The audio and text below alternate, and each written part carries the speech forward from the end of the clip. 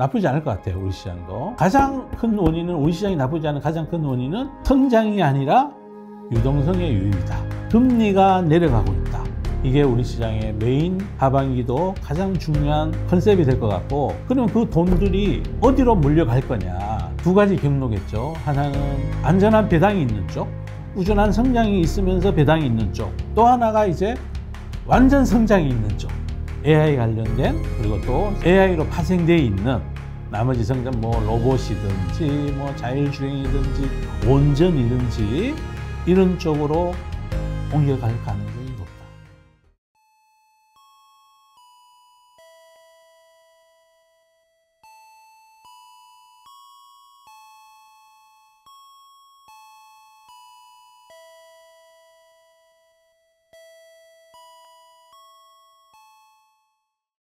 그게 다예요. 상반기 그게 다예요. 다고.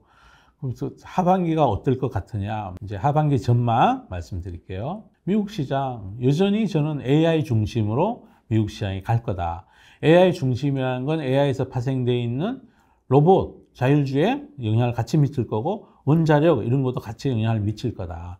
트럼프가 수시로 왔다 갔다 하겠지만 시장은 이제 트럼프에 대해서 이거 원님 헝컹 쓰듯이 그러고 있네 이럴 거고, 궁극적으로 타협할 수밖에 없다. 관세 전쟁은 타협이 안 될 리가 없잖아요. 어떻게 서로 죽자고 끝까지 싸웁니까? 그죠? 그것도 미친아이끼리 싸우면 그럴 수 있겠지만, 아이고, 미국은 상권 분립된 민주주의 국가잖아요.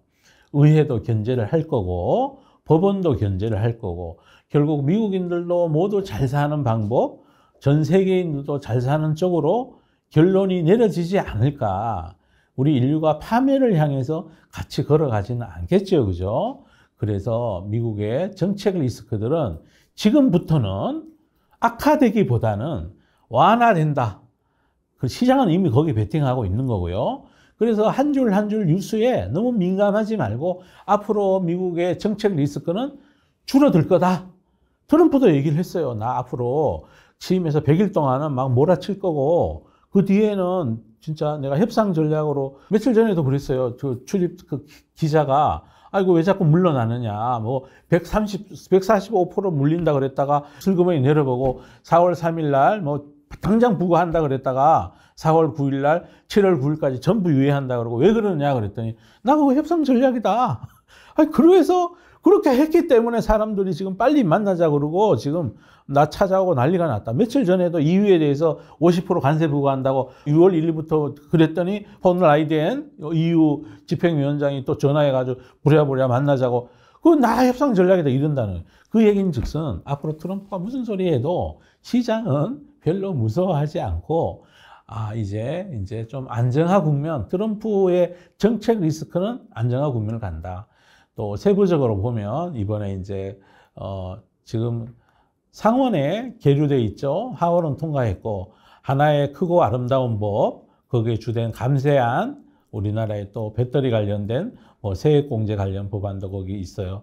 그게 또 통과 여부 이런 게 단기적으로 또 영향을 주고 그럴 거예요. 그럼 시장에서 지금 하고 있는 사람들은 그게 통과가 되고 나면 미국 국채금리가 더 올라야 된다고 얘기를 해요. 왜냐하면 감세를 하게 되니까, 감세하면 앞으로 3년 동안에 미국의 재정 적자가 그 법에 따르면 3.8조 원 정도 증가된다고 그래요. 그러면 현재 작년에 1.8조 정도 재정 적자가 있었는데, 아이고 그 재정 적자 또 늘어나니까 미국의 장기물 채권 금리가 올라야 된다. 이런 논조로 지금 미국의 채권 시장이 그동안 약세를 보여왔고, 그런데 그게 막상 통과되고 나면요, 거기가 마지막 채권 싸게 살 기회가 되지 않을까 이런 생각을 하고 있어요.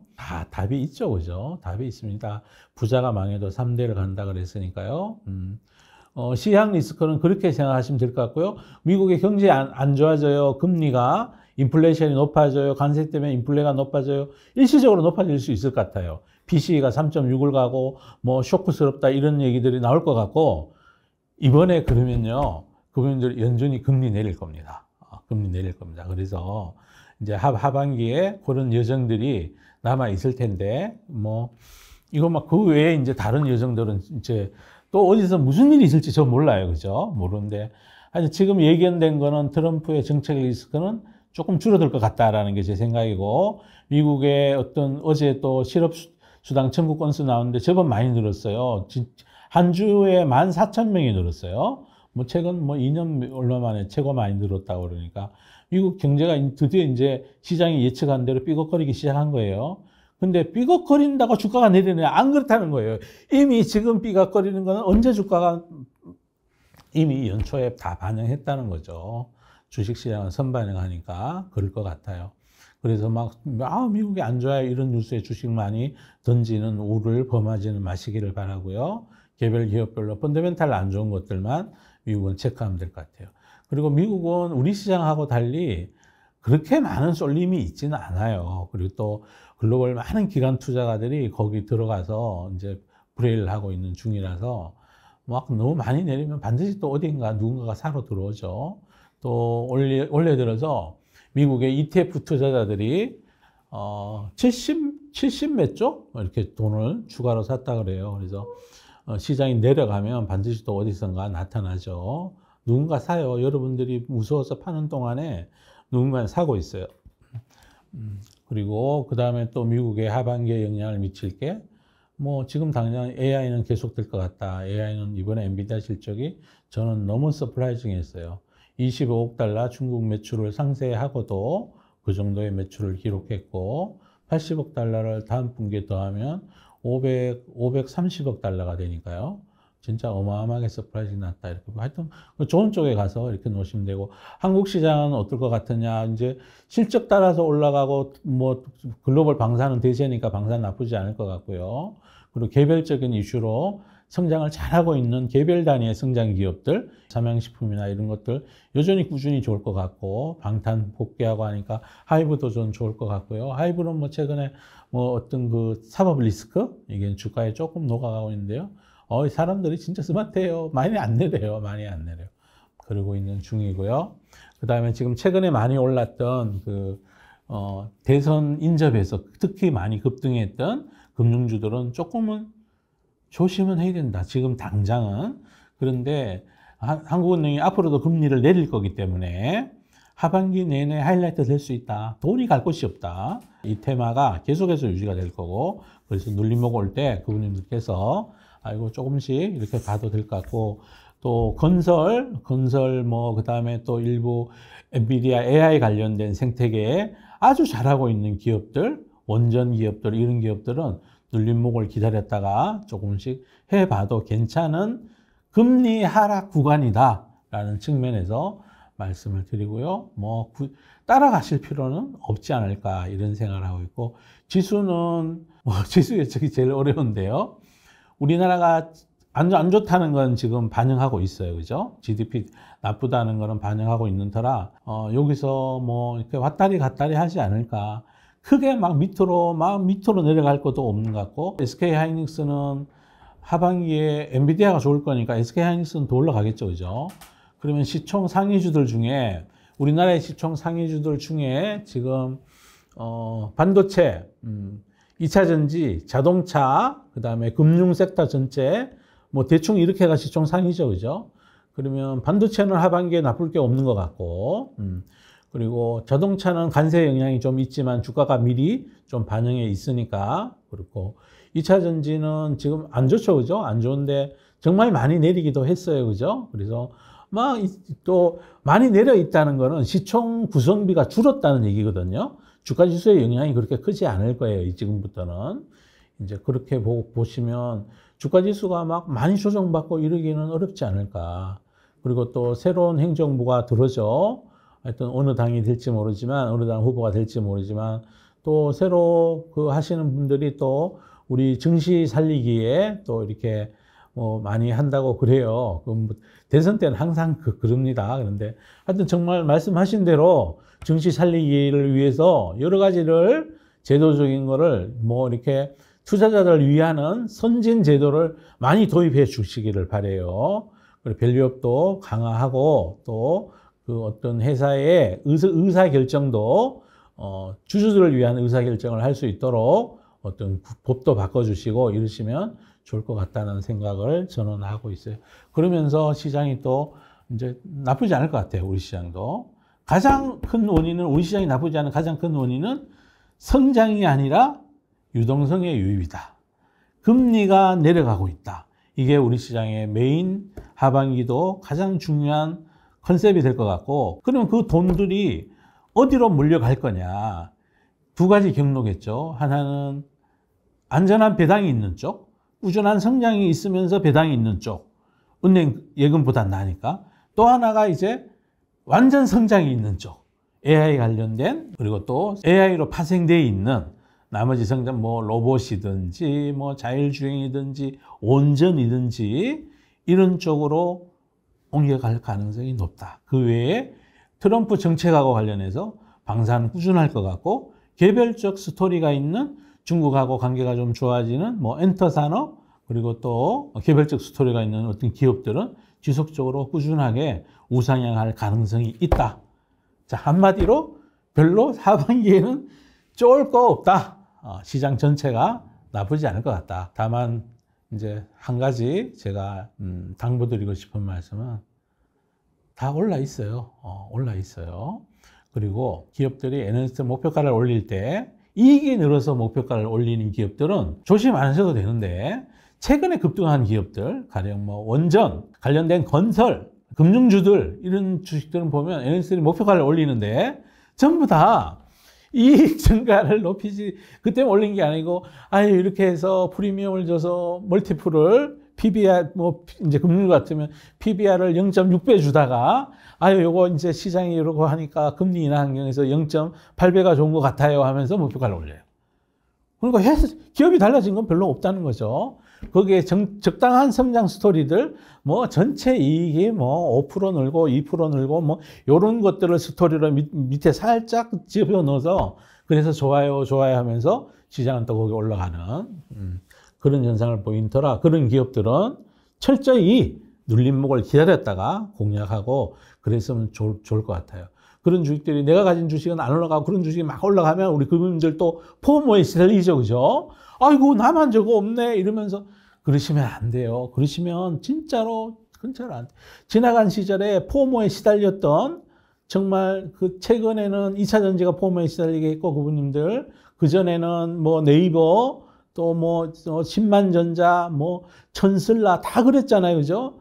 결과를 놓고 보면 답이 나와 있잖아요. 그분들께서 막 이렇게 막 내동매매 하고 싶고 포모에 시달릴 것 같은 어떤 생각이 확 드는 주가 움직임이 있다 그러면 일단은 그냥 눈 딱 감아야 돼. 눈 딱 감아야 돼. 그러시기를 꼭 바랍니다. 사더라도 이왕이면 싸게 사야죠. 그죠? 그리고 이게 끝인지, 그리고 내려오는 어깨인지, 눌림목이 완성이 돼서 내려온 어깨로 기능을 하는 건지, 아니면은 올라가는 어깨인지, 내려가는 어깨이면 눌림목이 아니라 거기서 또 내릴 거예요. 그죠? 그러면 진짜 상투 잡은 거예요. 올라가는 어깨라면 눌림목을 적당히 하고 다시 올라갈 거고, 저는 하반기에도 금리를 인하할 것이라는 생각, 이런 전망 때문에 어쩌면 아직은 기회가 조금 더 남아있다. 업황을 봤을 때도 그런 생각을 들고, 우리나라에 투자 자금은 이제 증시로 유입돼 들어올 건데, 최근에 이제 예탁금도 늘고 막 그래요. 그 돈들이 갈 곳이 별로 없어요. 이제 그런 측면에서 한국 시장만 지니고 있는 독특한 쏠림의 구조예요, 이게.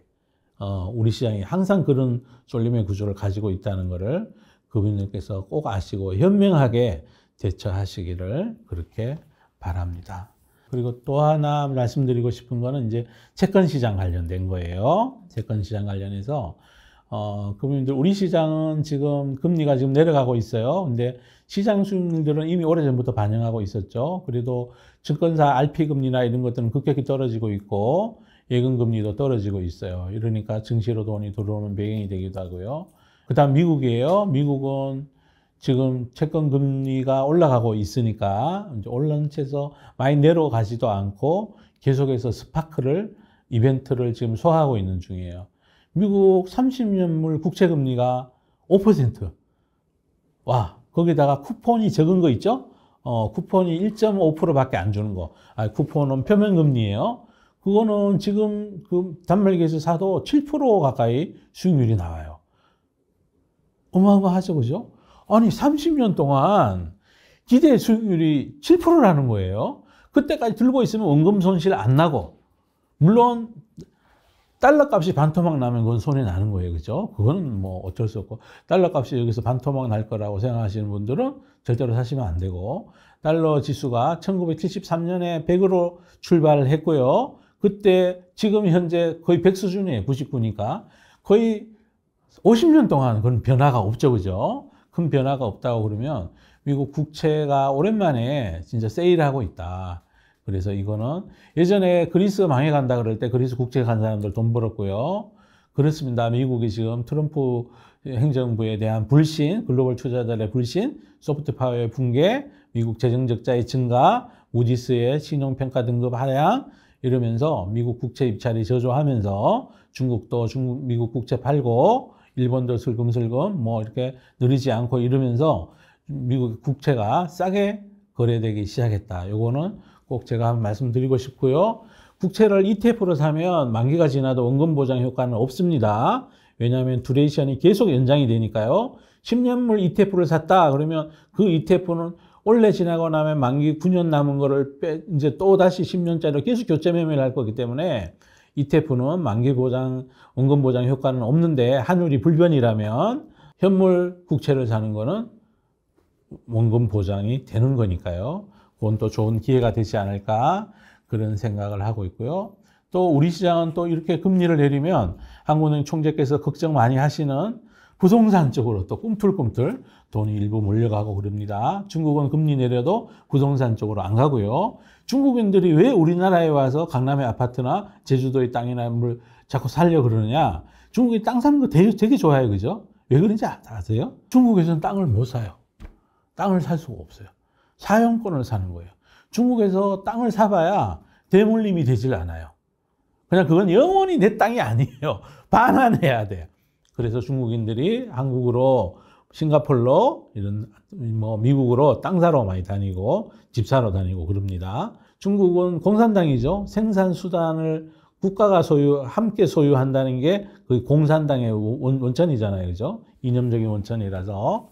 그래서, 그렇습니다. 그래서 우리는 또 부동산 또 꿈틀거릴지도 몰라요. 그런데 우리 연세 많으신 그분들께서는 현금 흐름이 중요하죠. 이렇게 또 많이 오르고 그러면 이게 뭐 좀 비싼 부동산을 이럴 때 또 이렇게 조금 약간 평수 애들 다 장가 보내고 시집 보내고는 큰 평수 필요 없으니까 작은 데로 좀 옮기시면서 그 돈으로 안정적인 현금 흐름을 이제 채권 시장이나 이런 쪽에서 또 배당주 안전한 기업에서 이제 누리시면 좋을 것 같아요.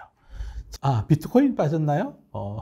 비트코인도 좋았어요. 비트코인도 좋아서 10만 달러가 넘어가 있죠. 근데, 모르겠어요. 저는 비트코인은 또 여기에 또 다른 전문가분들이 많으시니까 그분들 의견. 저는 그냥 비트코인을 그냥 달러, 그러니까, 뭐 그런 데 대한 대체 자산? 뭐 이런 정도로 시장에서 플레이하고 있다는데 완전히 또 무시할 수는 없는 게 시총이 1조 달러가 넘죠. 그죠? 우리 증시의 절반을 넘어요.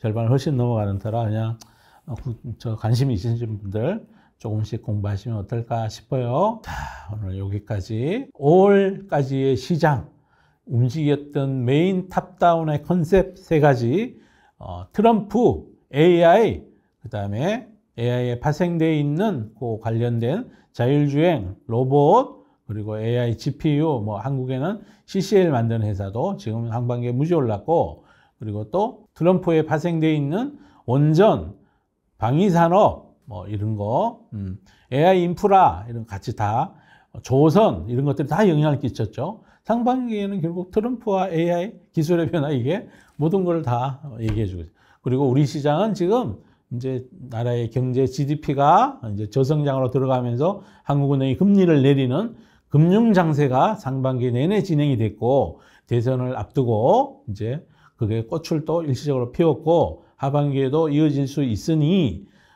기다렸다가 남들이 던질 때, 이럴 때 조금씩 분할해서 편입해 보면 어떨까 이런 말씀드리고, 채권 시장에 대해서도 부동산 시장에도 짧게나마 말씀드렸고, 부동산은 제가 전문가 아니에요. 전문가 따로 있으니까 그분들 의견 들어보시고 그렇게 전망해 드리면 될 것 같아요. 지금 기회는 위험이 있다고 그러는데 사실은 위험이 별로 없을 것 같은 그런 쪽이 오히려 기회일 수 있다. 그리고 너무 따라가지 마시라고 꼭 말씀드리고 싶고, 아무리 좋은 기업도 눌림목을 하고 가요.